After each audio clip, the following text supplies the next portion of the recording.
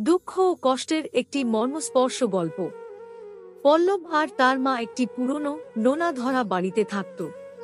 তাদের সংসারে অভাব ছিল নিত্যসঙ্গী, আর সবচেয়ে বড় কষ্ট ছিল পল্লবের বাবার অনুপস্থিতি। ছোটবেলায় বাবা মারা যাওয়ার পর থেকেই তার মা রমা দেবী তাকে একা হাতে বড় করেছেন। রমা দেবী দিনের পর দিন অন্যের বাড়িতে কাজ করে যে সামান্য অর্থ উপার্জন করতেন, তা দিয়েই কোনোমতে তাদের দিন চলত।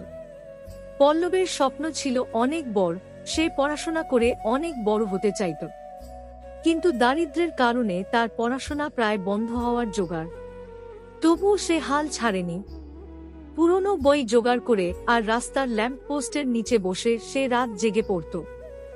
রমা দেবী ছেলের দিকে তাকিয়ে নির্বে চোখের জল ফেলতেন, কিন্তু একটিও অভিযোগ করতেন না। একদিন রমা দেবী গুরুতর অসুস্থ হয়ে পড়লেন। ডাক্তার জানালেন তার চিকিৎসার জন্য অনেক টাকা প্রয়োজন, যা পল্লবের কাছে আকাশ ছোঁয়া। সামান্য টাকাও জোগাড় করা তার পক্ষে অসম্ভব ছিল। পল্লব বন্ধুদের কাছে, প্রতিবেশীদের কাছে ছুটে গেল, কিন্তু কোনো লাভ হল না। সবাই সহানুভূতি দেখাল, কিন্তু সাহায্য করার কেউ ছিল না। পল্লব মায়ের শিয়রে বসে ফিসফিস করে বলল, মা, তুমি চিন্তা করো না, আমি সব ঠিক করে দেব। কিন্তু তার কণ্ঠস্বর নিজেই কেঁপে উঠল। সে জানত সে মিথ্যা বলছে। একদিন সকালে রমা দেবী পল্লবকে ডাকলেন। দুর্বল হাতে ছেলের হাত ধরে বললেন, তুই একা হয়ে গেলি বাবা, কিন্তু মনে রাখিস, কষ্ট জীবনে আসে বলেই সাফল্য আরো মধুর হয়। তুই বড় হবি, আমার স্বপ্ন পূরণ করবি। এই শেষ কথাগুলো বলার পরেই তার চোখ দুটো চিরতরে বুজে গেল। পল্লব মাকে শেষ বিদায় জানাল। শূন্য বাড়িতে সে একা হয়ে গেল।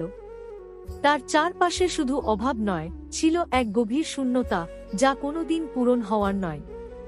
কয়েক বছর পর পল্লব অনেক কষ্ট করে খেটে খেটে নিজের একটা পরিচিতি তৈরি করল। সে আজ একটি বড় কোম্পানিতে চাকরি করে।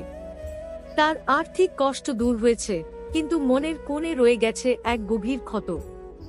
একদিন সে একটি বৃদ্ধাশ্রমে গেল। তার মায়ের খুব ইচ্ছে ছিল একটা শান্ত, নিরিবিলি জায়গায় শেষ জীবন কাটানোর। পল্লব সেখানে একটি ছোট্ট ঘরকে তার মায়ের নামে সাজিয়ে তুলল। প্রতি সপ্তাহে সে সেখানে যায়, মায়ের প্রিয় ফুলগুলো নিয়ে আসে, আর একা বসে থাকে। একদিন বৃদ্ধাশ্রমের এক কর্মী তাকে জিজ্ঞেস করলেন, আপনি প্রতিদিন আসেন, এই ঘরটা এত যত্ন করে সাজান, আপনার মা কি এখানেই থাকতেন? পল্লব দীর্ঘশ্বাস ফেলে হাসল, এক নিদারুণ কষ্টের হাসি। সে বলল, না, উনি এখানে থাকতে পারেননি।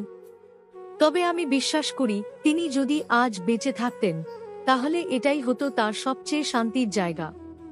পল্লব তখন তার মায়ের একটা পুরনো শাড়ি এবং একটি পুরনো ডায়েরি বের করল।